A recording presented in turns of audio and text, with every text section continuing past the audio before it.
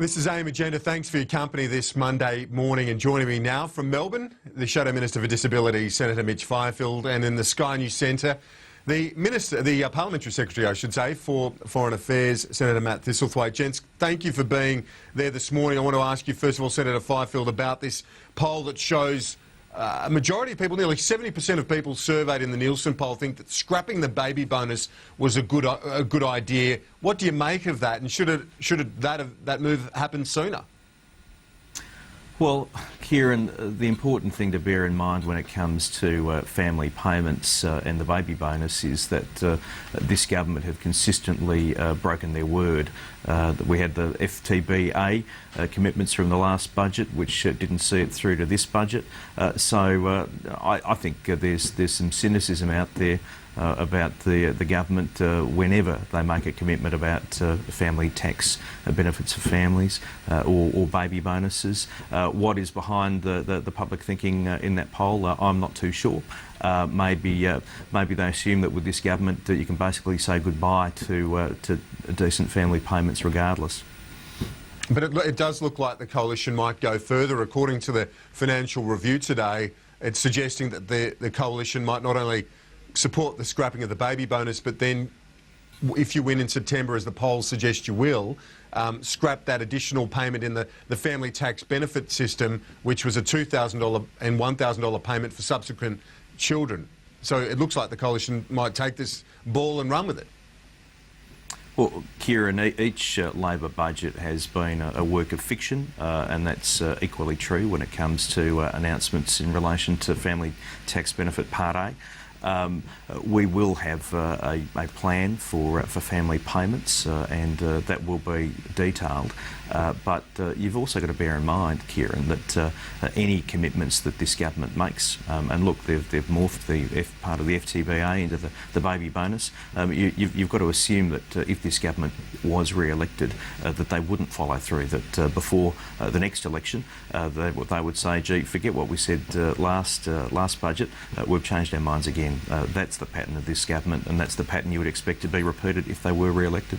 Senator Thistlethwaite, doesn't it show people are willing to cop tough decisions as long as they're the right decisions, but any cred that the government gets from this is all too little too late? Because you can hear from what Senator Fifield is saying this morning, the coalition relentlessly targeting that lack of trust with the government. So any cred that you get out of this budget, as I say, is all too little too late.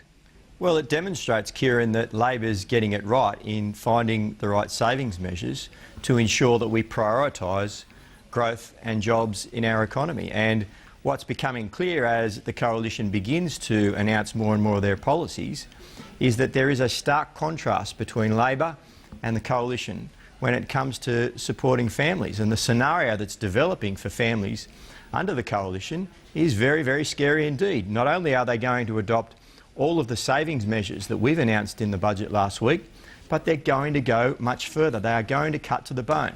What we know that's been announced, they're going to scrap the low-income superannuation contribution, a tax increase for 3.5 million low-paid workers, most of whom are women. They're going to get rid of the school kids bonus, which assists families to meet the cost of sending their kids to school. And now we've got announced that they're going to cut further family payments, and the cat's out of the bag, Kieran, the cat's out of the bag. They're going to look at increasing the rate of the GST. Liberal premiers are starting to say we've got an opportunity now to get them to lock in to increasing the GST. But on the GST, I want to pick you up there, because surely this nation is mature enough to be able to have a decent debate about tax without reverting to a scare campaign, which the government, which the Prime Minister has done straight off the bat here. Why can't a modern nation, modern economy, look at the tax base, particularly when most economists say we should? And we've had a mature debate. We had the Henry Tax Review, we had the Taxation Summit. But GST wasn't on the table, was it? Taxation Summit, because increasing the rate of the GST hurts families.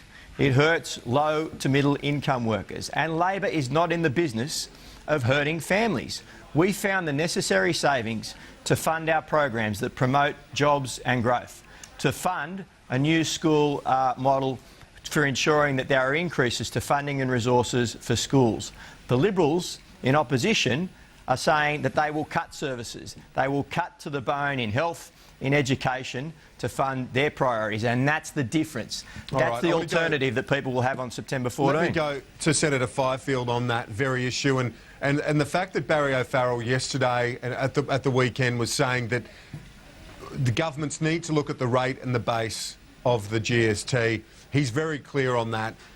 Tony Abbott saying it will be part of the white paper, but not until the next election. I suppose, Senator Fifield, how do you counter that, the campaign being waged by Labor on that front? Well, very simply, Kieran, we have absolutely no plans to increase the rate or broaden the base of the GST. When we put the GST into place, and I know a bit about this, Kieran, because I was there working for Peter Costello at the time, we ensured that the rate and the base were essentially in a locked box, that you cannot touch those without the agreement of the 8 state and territory governments. You cannot touch those without the agreement of the Australian government. You cannot touch those without the approval of the Australian Senate and the Australian House of Representatives. So there are 10 institutions that have to agree if the GST is to be changed in those ways. Yes, we've announced that we are going to have a tax review in the next term of Parliament. If we're successful in being elected, we will have a white paper, but anything at all that comes out of that white paper that we would seek to legislate, we would take to the subsequent election to get a mandate. But let me repeat, we have no plans to touch the base or the rate of the GST.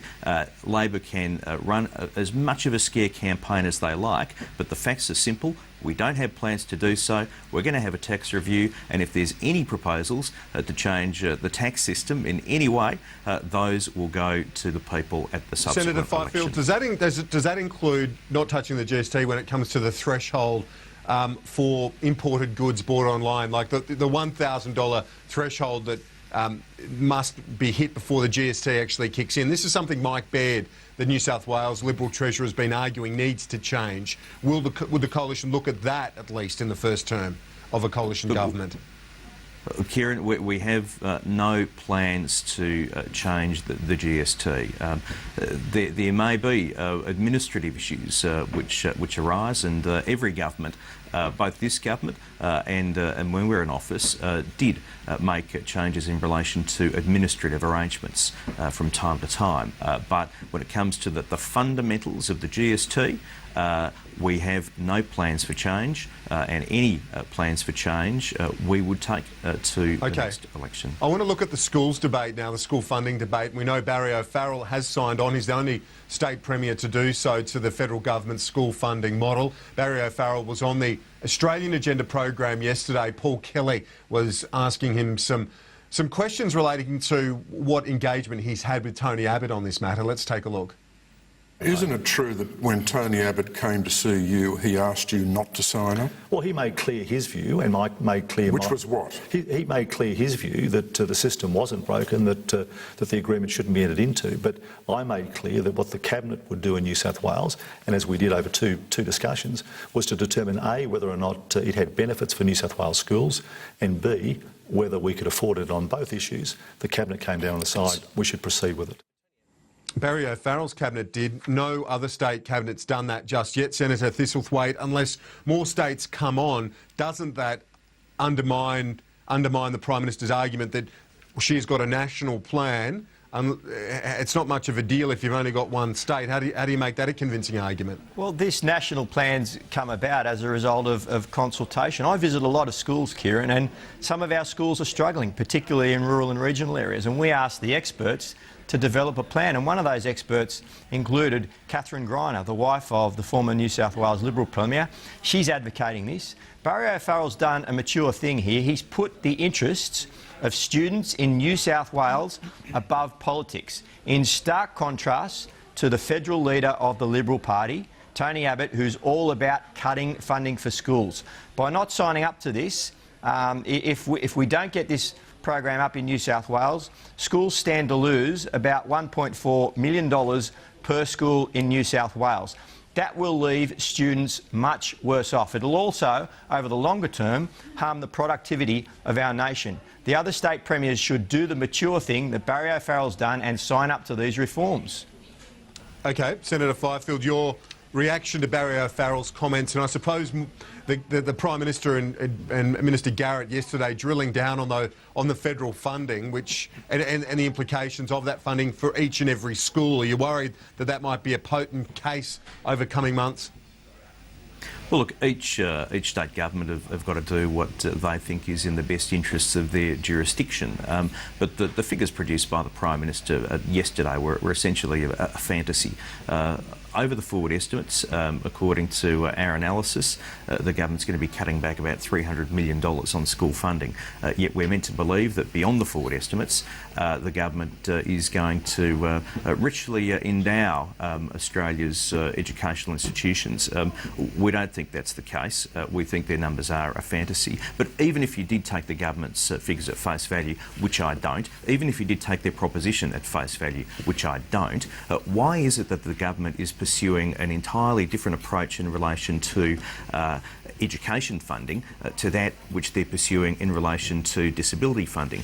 With the NDIS, the federal government expect each jurisdiction to come up to a national benchmark of funding before they reach agreement.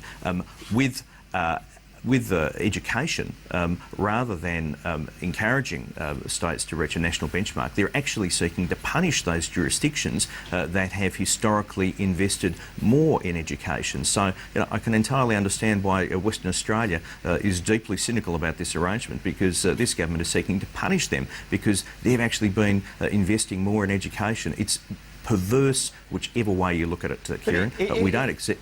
If these figures are fantasy, then why did Barry O'Farrell sign up to them? Barry O'Farrell signed up because he knows it's a better deal for schools in New South Wales. Are you saying that Barry O'Farrell's adopted fantasy? Let's quickly get Senator Fifield's response. About 10 seconds left, Senator Fifield.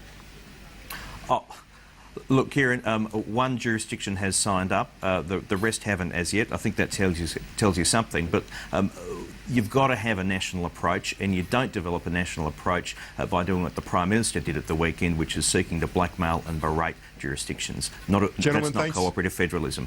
Thanks for your time. That's all for AIM Agenda. Thank you for your company as well this Monday. The latest Sky News is next.